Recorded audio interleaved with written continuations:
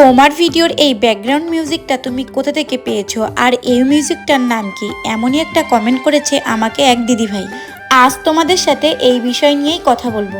নমস্কার সবাইকে, আমি পূজা চলে এসেছি নতুন একটা ভিডিও নিয়ে।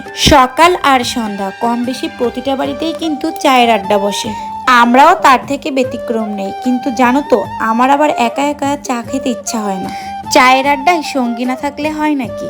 আজ সন্ধ্যায় সৃজিতার বাবা বাড়িতেই ছিল, তাই ভাবলাম দুজনের জন্য 2 কাপ চা করে ফেলি।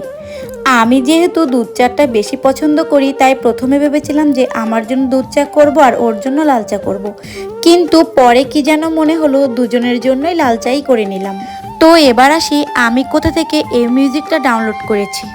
আমি এটা ইউটিউব থেকে ডাউনলোড করেছি। আর এটা তোমরা copyright free village background music দিয়ে সার্চ দিবে, সেখানে এমন ধরনের অনেক মিউজিক আছে আর সাথে এই মিউজিকটাও আছে। সেখান থেকেই তোমরা এটা ডাউনলোড করে নিতে পারবে। আর এদিকে দেখো, আমার চাটাও কিন্তু তৈরি হয়ে গেছে।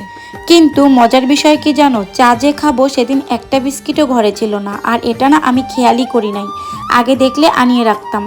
আর আমি আবার শুধু শুধু চা একদমই খেতে পারি না। সেদিন কালী পুজো দেখতে গিয়েছিলাম, সেখানকার মেলা থেকে আমি আবার কিছু নিমকি কিনে এনেছিলাম। নিমকি বলতে গজা টাইপের।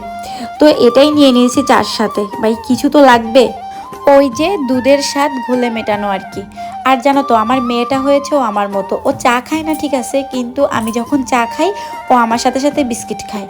তো ও যখন আজকে বিস্কিট দেখতে পেলো না, ও ওটা নিয়েই আমাদের চায়ের কাপের মধ্যে চুবিয়ে বিস্কুট মনে করে খাওয়া শুরু করছে। কিন্তু পরে যখন দেখলো যে ওটার টেস্টটা একেবারেই আলাদা, পরে না ও আর ওইটা খায় নাই। আর আজকের ভিডিওটা আমি এখানে এন্ড করলাম। টাটা।